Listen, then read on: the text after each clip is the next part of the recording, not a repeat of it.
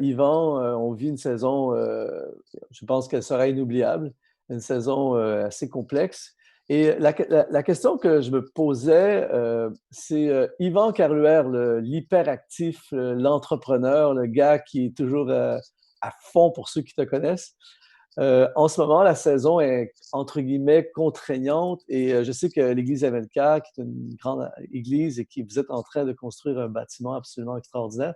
Comment Yvan Carluère vit et l'Église MLK, comment vivez-vous cette saison contraignante?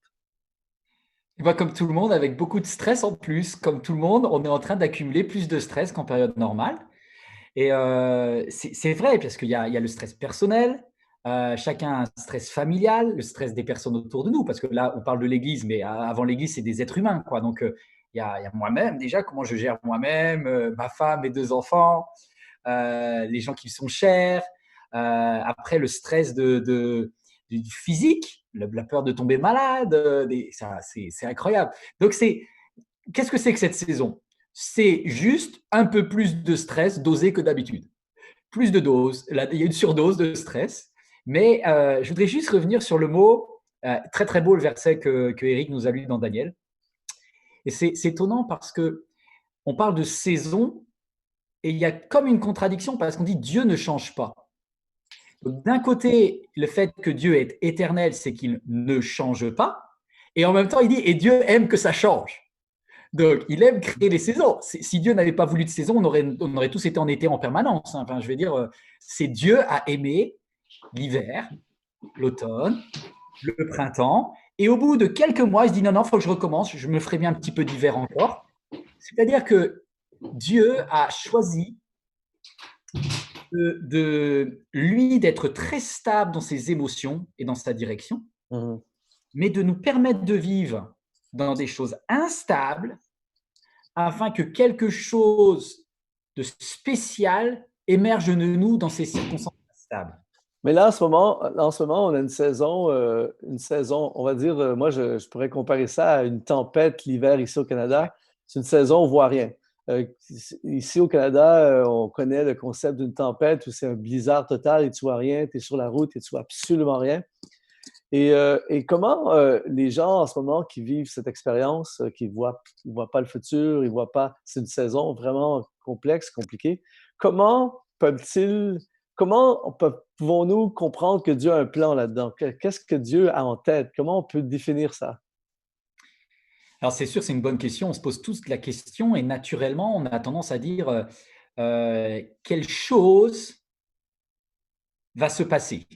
Quelle chose. Mais moi-même, hein, mon réglage par défaut, c'est me dire qu'est-ce qui va se passer d'un point de vue de ma santé, d'un point de vue je sais pas moi, des entreprises, des transports. Mais on est très focalisé sur les choses. Or, ce qui intéresse Dieu, c'est pas tellement les choses de la saison, c'est les gens. C'est bon ça. C'est-à-dire, c'est une question de relation. Dans cette saison, les choses sont déstabilisées, mais les gens se révèlent. Enfin, celui qui était un peu égoïste, ça se voyait pas trop. Avec une saison comme ça, bah, il devient épouvantablement égoïste. Quelqu'un qui était généreux, eh ben, je sais pas, j'ai une pensée, je dis merci à tous les médecins, les infirmiers, les infirmières. Bah, tout d'un coup, on réalise, mais ces gens-là, ils sont merveilleux. Il y a quelque temps, on pouvait crier dessus. Maintenant, on dit, mais c'est des héros. C'est incroyable comment les saisons révèlent les gens plus que les choses. Et Dieu veut révéler dans notre caractère, dans mon caractère, des choses pas belles et des choses belles. Et à moi de dire, Saint-Esprit, dans cette saison, viens bâtir ce qu'il y a de meilleur en moi, c'est-à-dire mon amour pour toi et mon amour pour les autres, et mon amour pour C'est lui. c'est- c'est excellent. Et je pense à ce que Audrey partageait tout à l'heure, elle a vu des choses. En fait, c'est comme s'il y a une suiveuse qui nous tombe dessus, Ouais. l'éclairage qui nous éclaire et on voit.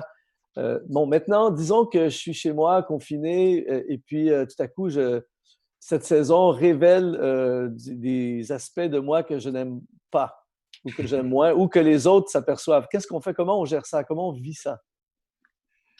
Déjà, on a tous le même problème, mon cher Lucas, parce que le Pas confinement toi, est mais nous tous, là. caché.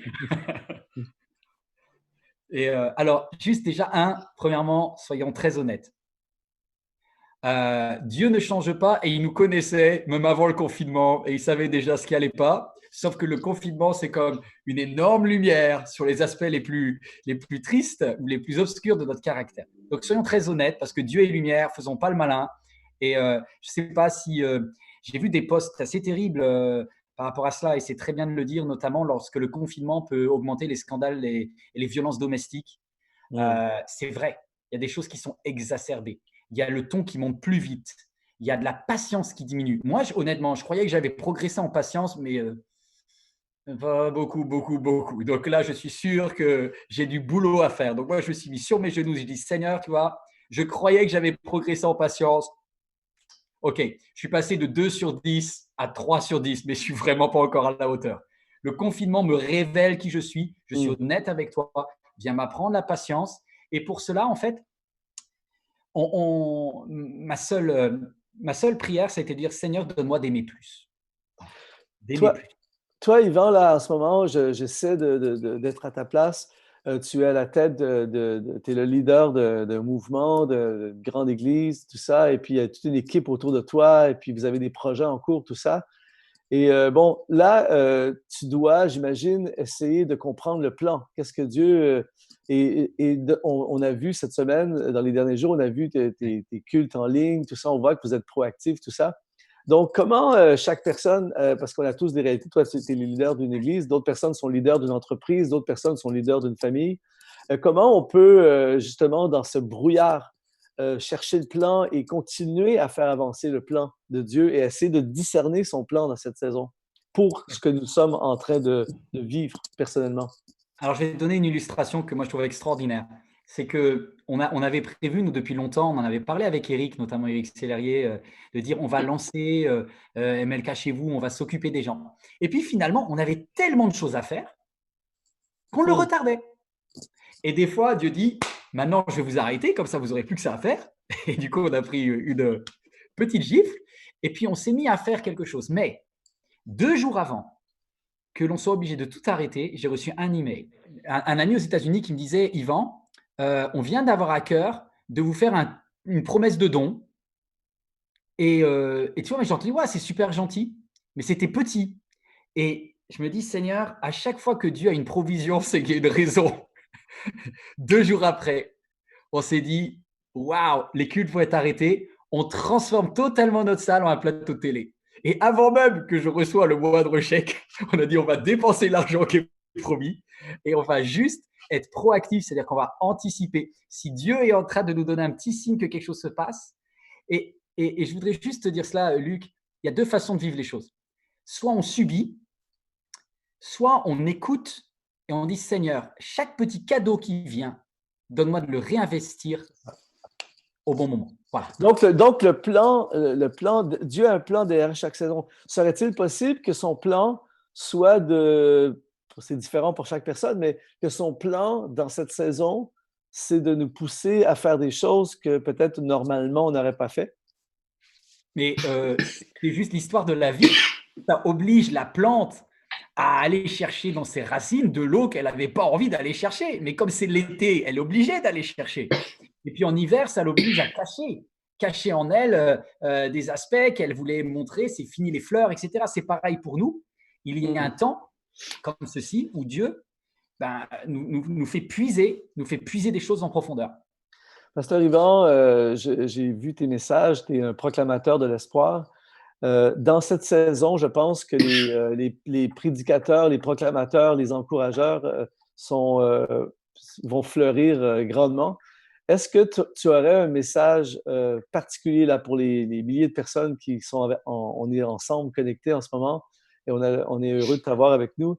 Est-ce qu'il y a un message d'espoir là, qui est dans cette saison, un message vraiment pour cette saison que l'on pourrait capter ensemble, que tu pourrais nous partager? Oui. Alors, moi, je me suis dit une chose, je me suis fait cette promesse. C'est lorsque on est confiné comme ça et qu'on n'a plus la possibilité de mouvement, on réalise le privilège que l'on avait avant et qu'on a oublié. Et Hmm. je m'engage, moi, solennellement devant vous, je m'engage devant Dieu, à apprécier beaucoup plus que je ne l'ai jamais fait tous les oiseaux et tous les arbres. Je Alors, promets Je promets de louer Dieu lorsque je pourrai reprendre le métro. Je vais juste dire à Dieu, merci pour toutes les choses desquelles je me suis plaint à tort et à travers. Et apprends-moi juste à apprécier parce que ça ne va pas durer. Hein. Le confinement va s'arrêter et on oubliera même qu'il a existé. Et quand on aura vieilli, nos petits-enfants rigoleront de ce qu'on a été confinés. Mais moi, je dis une chose, Dieu ne change pas, même si les saisons changent, à nous nous adapter.